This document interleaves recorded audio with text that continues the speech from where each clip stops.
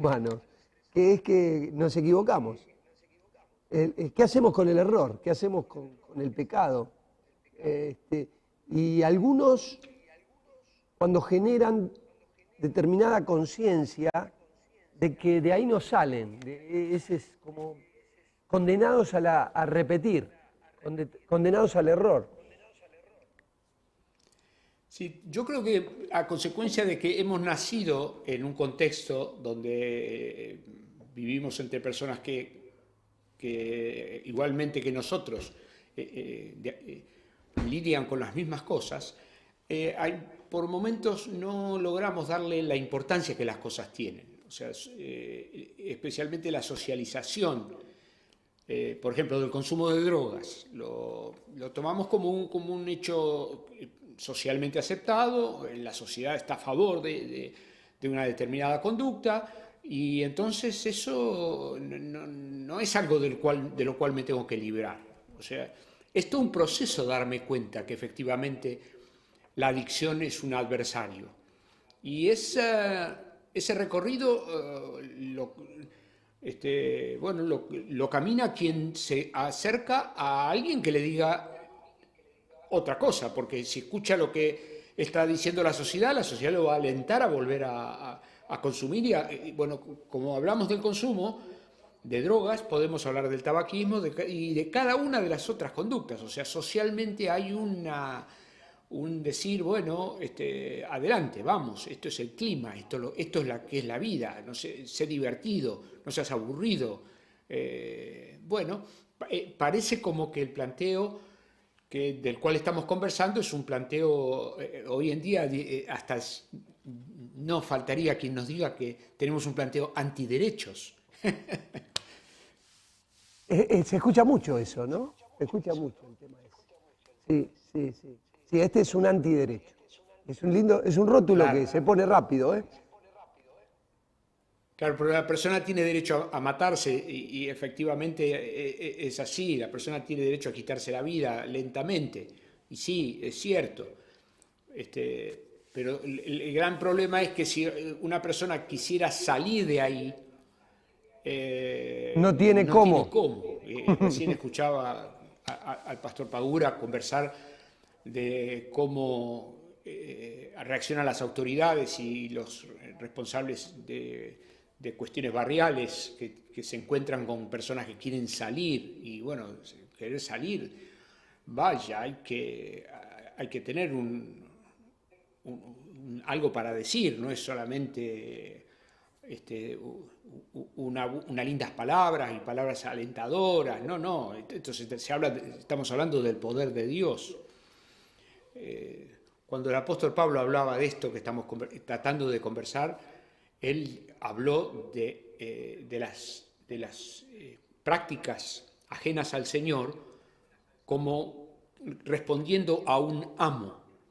El que practica lo que al Señor no le gusta, finalmente termina siendo un desobediente, pero no que elige desobedecer, sino que a Dios, sino que no puede dejar de desobedecerlo. O sea, este es el apóstol Pablo a los romanos. O sea, él lo dice claramente, el pecado se enseñorea, la mala conducta, lo que al Señor no le gusta, nos esclaviza, nos hace perder calidad humana, perdemos calidad como personas.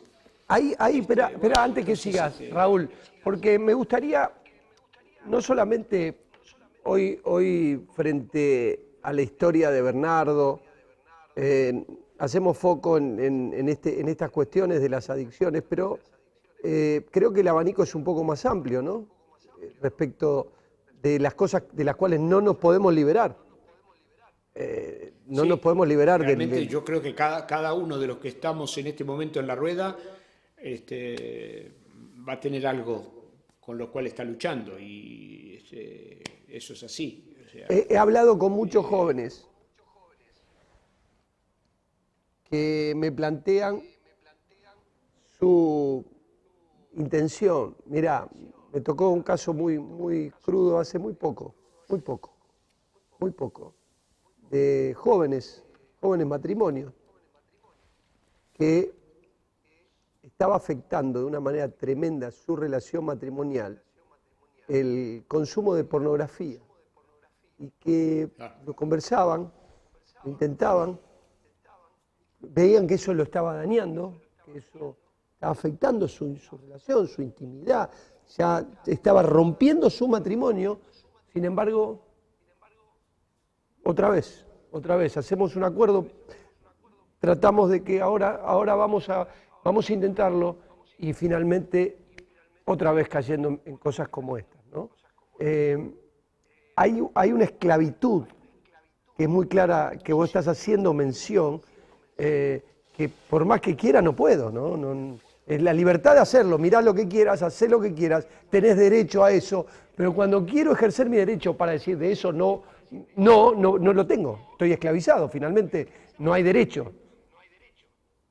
Sí, la palabra es, por la gracia del Señor, la palabra lo dice claramente. El apóstol Pablo en Efesios el capítulo 2 dice que nosotros seguimos la corriente de este mundo, andamos conforme al espíritu que gobierna en los hijos de desobediencia. Es un espíritu que gobierna en el que desobedece la palabra de Dios. O sea, esto está puesto en castellano, blanco sobre negro, en letras escritas en las Escrituras.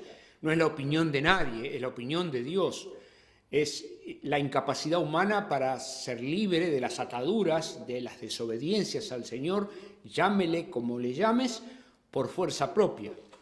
El pastor Pagura decía cuando comenzaba que la fuerza de voluntad es una herramienta muy débil. Efectivamente, es una herramienta engañosa, porque la persona le atribuye a su fuerza de voluntad muchísimo más de lo que la fuerza de voluntad puede. Está confiada en su fuerza de voluntad y resulta que después no puede, el remisero no puede dejar de comer una galletita más, y por eso sí está gordo, está pasado de kilos, que lo escuchábamos recién. El problema es que cuando una persona está frente al cuadro real, a la vida real, y está frente a un problema real, empiezan a aparecer las cosas reales. Y la palabra del Señor no habla eufemismo, sino que habla la verdad. Y la verdad es la realidad, es la verdad. Y bueno, cuando estamos frente a una persona de carne y huesos, que la tenemos delante y que está en una situación como esta, Dios tiene una palabra de verdad para hablarle en la verdad y tomar en serio el problema que tiene. Ninguna persona desea o le parece lindo que le subestimemos el problema diciendo no pasa nada, hay muchas personas que también vivieron lo tuyo y lo que te pasa a vos le pasa a cuantos iguales. Esas no son respuestas que una persona anhela. No le lo sirve. que anhela es decir, ¿cómo salgo de acá? Claro. ¿Y cómo salimos? Y aquí yo plantearía tres asuntos. El primero que hace falta decir es que salir hay que tomar las cosas en serio. O sea, tenemos que tener una intención radical de salir. Para salir yo tengo que poner todo de mi parte. O sea, no puedo.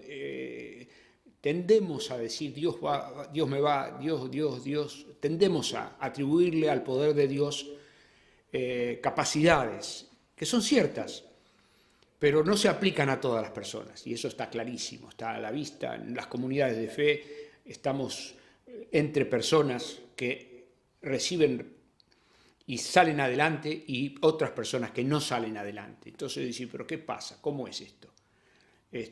Bueno, una de las cosas que hacen falta como precondición es que yo tengo que tomar en serio lo que me pasa, necesito tomar en serio mi vida, necesito tomar en serio la palabra de Dios y poner toda mi intención para escuchar lo que Dios tiene para decirme y para responder a lo que Dios tiene para decirme.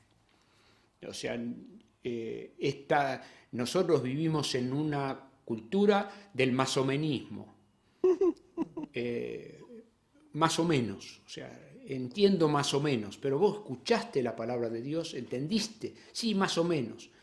Pero tengo un problema enorme, y entonces el problema aparentemente es muchísimo mayor que lo que dice la palabra.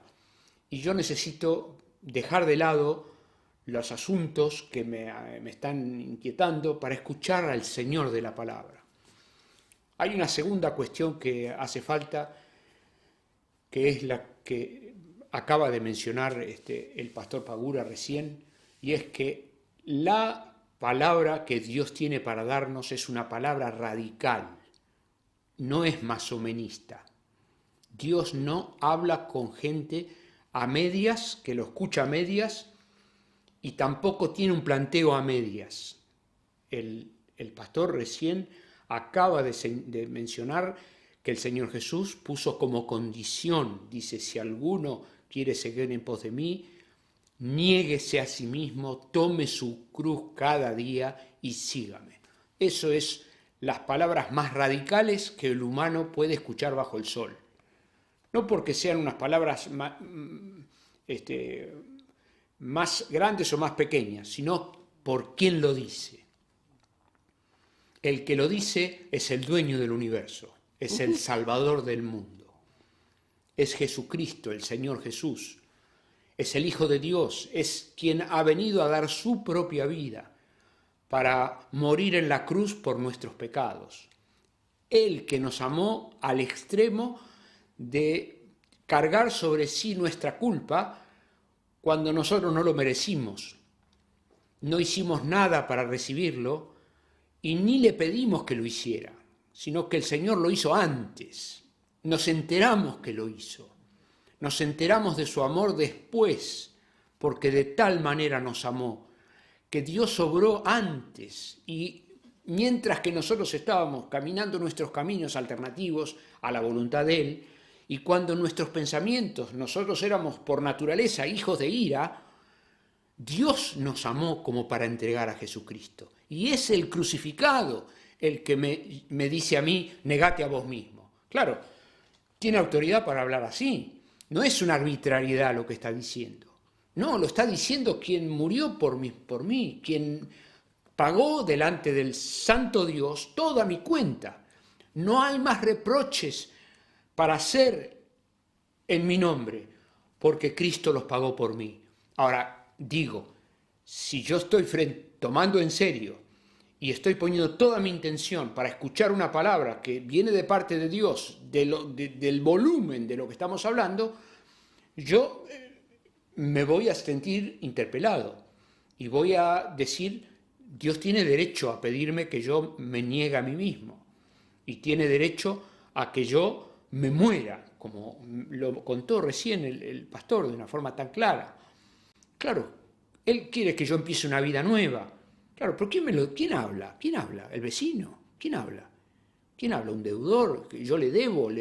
No, yo no le debo nada. Yo no tengo nada como para agregarle al Señor. Yo no tengo nada que hacer, ni ninguno de mis mejores obras en el correr de mi vida entera le va a añadir una pulgada, algo, al poder, a la soberanía, a la gloria, a la gracia de Dios.